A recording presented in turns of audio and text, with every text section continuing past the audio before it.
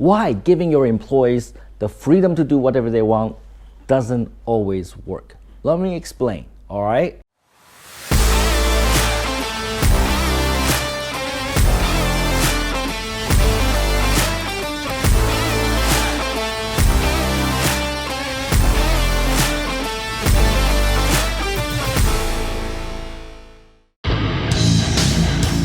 Hey Tom Ping, love what you're doing on your channel, buddy.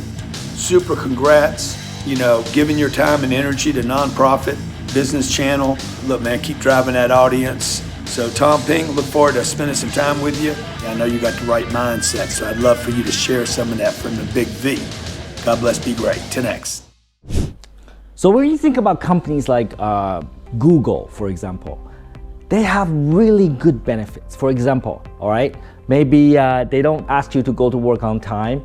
It's about what you achieve, not so much about how many hours you work in the office, but just to tell you that most Google workers, most Google employees actually work very long hours, all right? But they don't have a requirement saying that you must come to work at 9 a.m. And they also stock the fridge, they have a nice kitchen, they have a nice gym in the office, and they don't tell you exactly what to do, and they just let the employees have a lot of freedom, a lot of freedom to create, a lot of freedom to innovate. And Google is a great company because of that.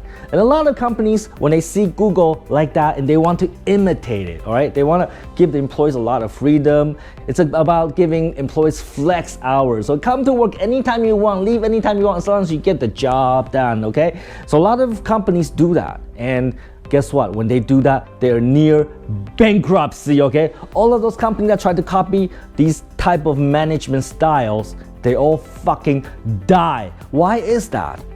Well, let me explain. You see, I made that mistake too. When I started my first Vietnamese company, I was really into this guy called Simon Sinek, and he talked about like managing your company, taking care of your employees first. If you take care of the employees, then they will take care of the company.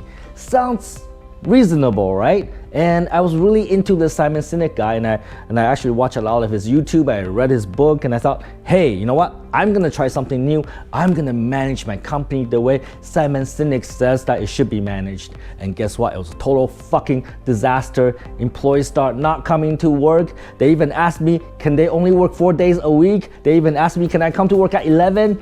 Because there are no rules, because we just give them a lot of freedom, and in theory, if they have a lot of freedom, they will innovate, and they will create, and they will make the company great. Yes? No? Of course not. And that first year of me running a company here in Vietnam was a total fucking disaster because of what I did. It was my mistake because I decided to follow Simon Sinek and provide a kind of work environment that gives employees a lot of freedom.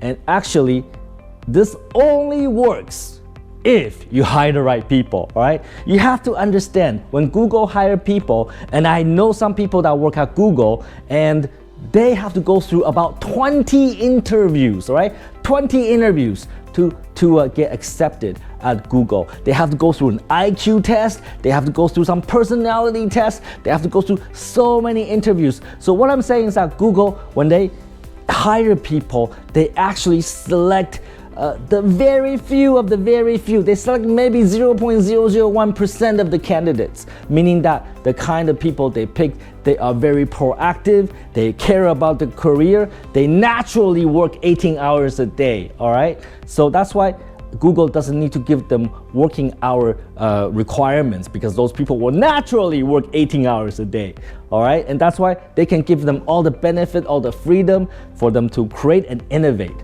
But you are not one of those people, and most people are not like that. Most people are fucking lazy. Let's admit it, all right? Most people are fucking lazy. If you don't give them a goal, a mission, if you don't motivate them, they're just gonna sit there and jack off and watch TV and jack off and watch TV and jack off, all right? So that's why most companies, when they copy Google, when they copy management style, mostly from the West, like that, they fail, they die, because you don't hire the same people like Google did, all right? In order to have a management environment like Google, you gotta hire people like Google. All right, so that's the difference. And that's why management is important. You have a lot of people, you want them to do the same thing, you want them to follow the same process. You need management because human nature does not want to do the thing that you want them to do, all right? They don't want to do what you want them to do, all right? They want to be against you. They want to do opposite of what you want to do. That's human nature, and that's why you need management. And management means you got to build process, you got to build KPI, you got to build OKR, whatever that is, right? You got to build all the systems in place so that you don't have to manage them by emotions, by feelings. You manage them through process and systems. And that is what I learned over the last 6 years as I run companies here in Vietnam, that you gotta manage people through system, process, and rules.